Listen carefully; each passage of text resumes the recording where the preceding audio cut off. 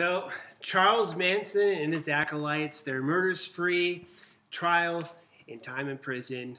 Welcome to People of the Free Gift, where we talk about cults, we talk about the Bible, we talk about Star Wars, and some apologetics issues on the side. And if you're new here, by the way, we do live streams every Wednesday through Saturday at 2 p.m. Mountain Time. That's 1 p.m. Pacific, 3 p.m. Central, 4 p.m. Eastern.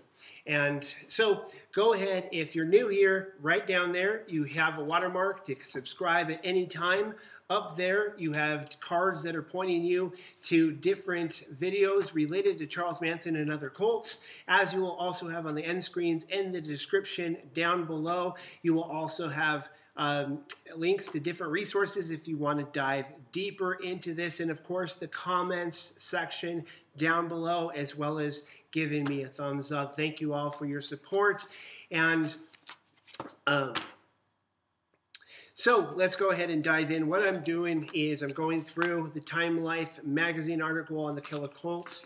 And since we deal with cults on this channel, I thought it was only fair for me to do the heavy lifting, read through the entire article, and kind of just point out the most important parts. Also, the entire thing is down in the description down below for you to check out if you want to check facts or ask questions later. I see we also got a few people that are actually already on. And so welcome. And so go ahead and feel free to ask any question that you want. I'm going to go through this material, and then I'm going to make sure I come back and hear what you guys have to say and answer your questions. If you're watching the playback, then feel free to fast forward through some of this stuff and or put it on double speed. So in the summer of 1969, musician Gary Hinman was the first to lose his life on July 27th. Stuntman and actor Donald Shea the last on August 26th. The killings, with victims also including actress Sharon Tate and coffee heiress Abigail Folger. Prosecutor Vincent Bugliosi wrote the Helter Skelter book, definitive account of the case from slaughter to trial. And so that's just some of the facts related to the murders themselves and what we've been talking about through this series of videos. And that article really just kind of went into more gruesome details of the murders themselves. But on the trial part, it was actually the more interesting part from my perspective. When Charles Manson walked into Los Angeles Superior Court on the morning of July 24th, 1970, a bloody X was cut into his forehead. The mark had been carved there the night before, and if the reaction from onlookers was audible, the cult leader's unspoken message was equally so. Accused along with the three acolytes of 7 brutal murders, Manson could wrest control of the narrative even before opening arguments. And he says that the cross, or the X, that he carved into his forehead was to symbolize that, he says, I have X'd myself from your world. And he wrote that in a statement. You have created the monster. My faith in me is stronger than all of your armies, governments, gas chambers, or anything you may want to do to me. I know what I have done. Your courtroom is a man's game.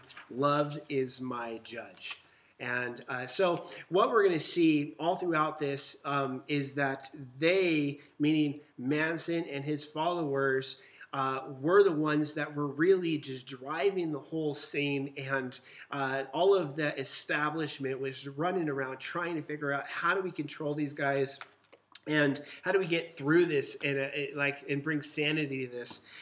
So going on, Manson in February 1970 gave a lengthy interview that later ran in Rolling Stone, in which he declared, among other things, that death is psychosomatic. Then, when Keene refused to allow Manson to represent himself, the cult leader used a California rule that allowed for the removal of a judge deemed to be prejudiced against the defendant. So, in fact, it was Manson, not Judge Older, the defense team, or the prosecutors who dominated the courtroom. He concluded the first day of trial attempting to bribe the bailiff with $100,000 to allow him to escape. He hurled insults and threats willy-nilly in coordinated outbursts by Atkins, Van Houten, and Krenwinkel. When Older warned that the antics might influence the jury in unexpected ways, Manson threw his arms out to mimic the crucifixion. And you leave me nothing, he declared. You can kill me now. And so you got this picture of Manson, who is uh, really unstoppable. Anybody who believes that death is psychosomatic is really an unstoppable force, because you can't kill them. You can't threaten them with death. And that's the worst that we can threaten somebody with, right? And which is true for us as Christians and believers in whatever worldview you might believe in as well. You aren't afraid of death. So you also have a Manson who is very smart. He insists on trying to defend himself, and then he comes up with this loophole rule from California, right, that allows him to get the judge out of there.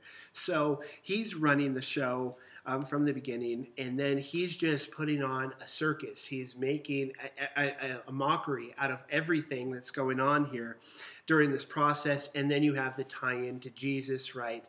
I'm a martyr, and you leave me with nothing. You can kill me now. And he's mimicking the crucifixion of Jesus. So Older again ordered Manson out of the room. The cult leader yelled, "In the name of Christian justice, someone should cut your head off." And of course, that probably was a terrifying moment because he has a lot of followers in the courtroom, out of the courtroom. And in fact, they were blocking traffic. It talked about a lot of times. And you see a picture on the screen here of the kind of thing that was going on during this trial. All these images that were just terrifying to people in the 60s, in the regular, normal culture that they were all losing, and everything was going haywire, and Manson became like the figurehead of all of that. And so you got, shaved heads, you got weird religious worldviews, weird rituals that are going on. And so they were really just taking track. Now it goes on to life in prison. And so, Manson's life was spared by a 1972 California Supreme Court decision outlining capital punishment. So he remained a guest of the state for a total of 46 years at a cost of roughly $1 million to taxpayers until his death in 2017.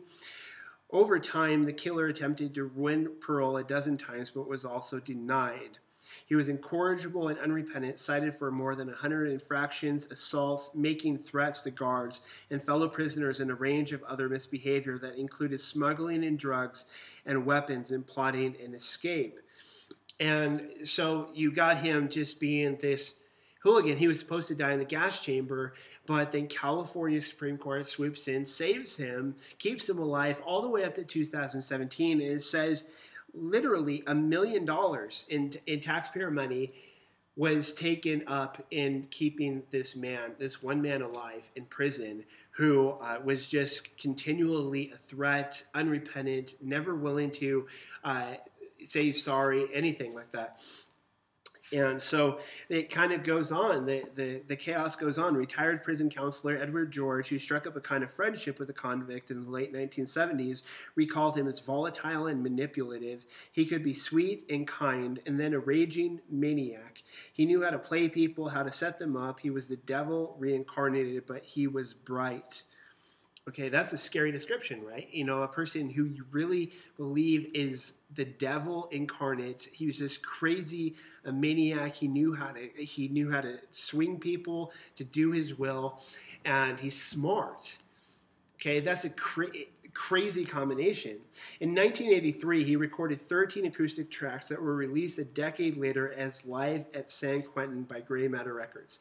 Now, this is where this kind of thing is what is keeping people like Charles Manson and all the rest of them that we're going to cover in this magazine alive and well and thriving, is the fact that every single one of these guys in this they're making movies, TV shows, documentaries, all of this stuff about them, and they're keeping the memory and they're keeping the celebrity of them alive. Now, the irony of this is that had Charles Manson been recognized for his musical aspirations before he did all of these things, you wonder whether or not the Manson family would have ever actually happened. Now, Manson was just crazy enough to where you kind of believe that it probably would have.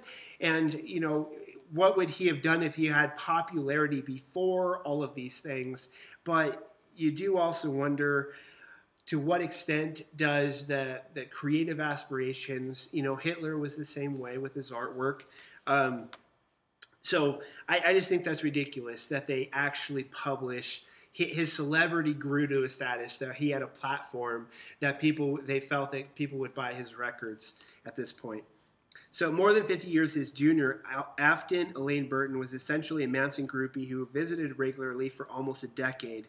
In November 2014, they actually took out a marriage license, but Manson broke it off. Apparently, he learned Burton had an ulterior motive to someday display his corpse under glass like Lenin's as a tourist attraction. So why would somebody want to marry Charles Manson? To make a whole lot of money on him after he dies, and hey, he's got life in prison, so what kind of danger is there really to you if you go through with it? And so next time we're going to jump in, and that's going to be Friday, more than likely, in the live stream. We're going to jump into explaining the fascination, the cultural connection between Charles Manson and even, modern day Marilyn Manson, the namesake kind of thing and all of that. And so we're going to dive into that one on Friday. Tomorrow, we're going to be talking about Star Wars, The Last Jedi, Vice Admiral Holdo, and the top things that we learned about her from the Visual Dictionary and The Art of the Last Jedi. And so come back for that. And then, of course, Saturday, we're going to jump back into our study through the Gospels and then whatever uploads throughout the weekend. And so go ahead and come back, subscribe if you haven't already, leave your comments down below. Jeff, I'm really disappointed you didn't throw some questions out at me. I hope you do. Go back into the replay, post some comments. I would love to talk to you more about what you were hoping to see in this video and why you tuned in.